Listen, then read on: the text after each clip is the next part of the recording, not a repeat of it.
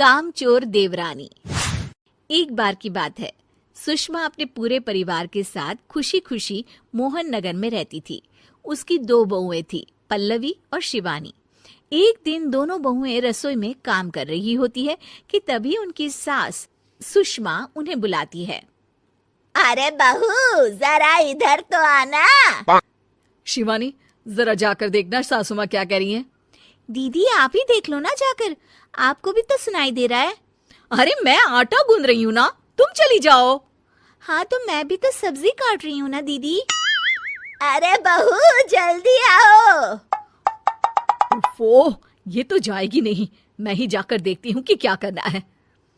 पल्लवी सुषमा के कमरे में जाती है। जी मम्मी जी, क्या हुआ? शाम को घर पर कुछ मेहमान आने वाले हैं, तो तुम अच्छा सा खाना बना लेना बहू। ठीक है मम्मी जी, आप बता दीजिए क्या क्या बनाना है और कितने लोग आ रहे हैं।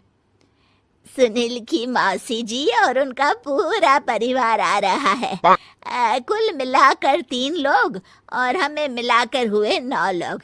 तो अभी से ही तैयारी करना शुरू कर दो। और हाँ, घर की सफाई भी कर देना, हाँ अच्छे से। जी मम्मी जी, सब काम हो जाएगा, आप चिंता मत कीजिए। पल्लवी शिवानी को घर में मेहमान आने वाले हैं इसके बारे में बताती है। क्या 9 लोगों का खाना बनाना होगा, घर की सफाई करनी है? बाप रे, सासू माँ ने तो हमें घर की नौकरानी ही समझ कर रखा है। ऐसा नहीं बोलते शिवानी, हम इस घर की बहू हैं और घर के काम करना हमारा फर्ज है। दीदी तो है ही सासू माँ की चमची, जब देखो सासू माँ सासू माँ। मैं तो इतना सारा काम नहीं करने वाली। शिवानी कपड़े लेकर गमला साफ कर रही होती है और चक्कर आने का नाटक करने लगती है। मेरा सर चकरा रहा है। तभी वहां पल्लवी और सासू माँ जाते हैं। अरे बहू, क्या हो गया तुम्हें? मम्मी जी, बहुत तेज सर में दर्द हो रहा है। तुम एक काम करो शिवानी, आराम कर लो। नहीं नहीं दीदी, घर में मेहमान आने वाले हैं, मुझे आपकी मदद करनी चाहिए। अरे कोई बात नहीं शिवानी, तुम आराम कर लो, मैं सब काम कर लूंगी। ठीक है दीदी, अगर आप इतना कह रही हैं तो आराम कर लेती हूँ। शिवानी आराम से अपने कमरे में मैगजीन पढ़ रही होती है।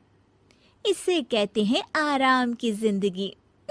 इतना सारा काम। चलो सारा काम खत्म हो गया, शिवानी को देख आती हूँ।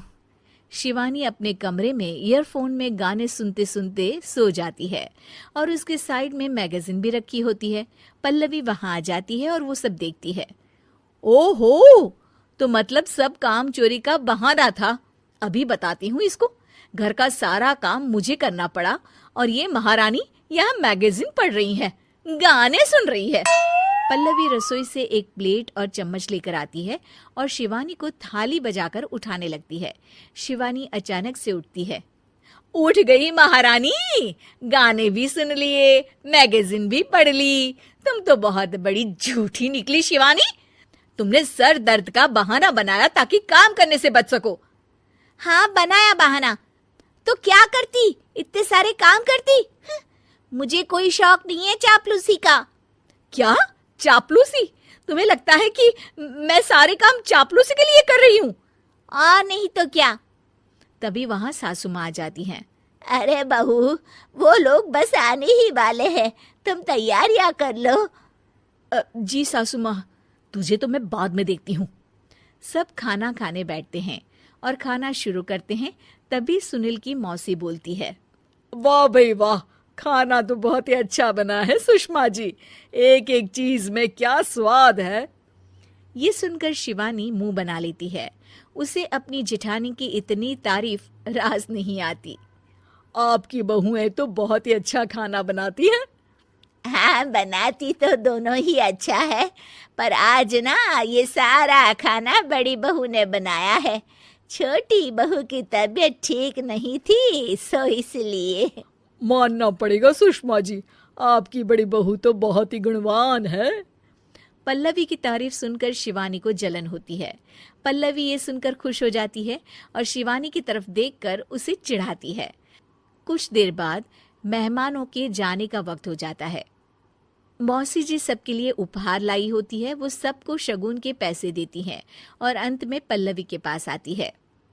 तुम्हारे लिए शगुन का लिफाफा तो है ही, पर बहू तुम्हें एक और उपहार भी मिलेगा इतना अच्छा खाना बनाने के लिए। मौसी अपने सोने के कंगन निकालकर पल्लवी को पहना देती है। ये लो, ये मेरे मनपसंद कंगन है, अब से ये तुम्हारे हुए। धन्यवाद मौसी जी। ये देखकर शिवानी तो पूरी तरह से जल जाती है और गुस्से से रसोई में चली जाती है। तभी वहां पल्लवी आ जाती है और उसे अपने कंगन दिखाने लगती है। देवरानी जी, अब आपका सर दर्द ठीक तो है ना? मुझे लगता है कि अब सर दर्द शुरू हो गया होगा आपका।